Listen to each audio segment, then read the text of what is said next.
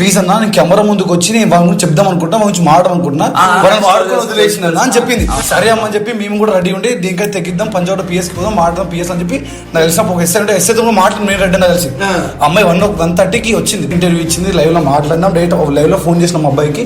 సరే అని చెప్పి ఫోన్ చేసిన బ్రో ఏంది ఇట్లా అమ్మాయి ఇట్లా వాడుకొని వదిలేసిన అంటారా నేను మాట్లాడతానమాట అంటే ఫస్ట్ అమ్మాయి మాట్లాడుతుంది ఏడుస్తుంది అది అని చేస్తే వాడే బూతులు తిట్టేసి మీ అమ్మ కావాలని చేస్తున్నావు నీకు ముందే చెప్పి చేసినా కదా అది ఇది అని.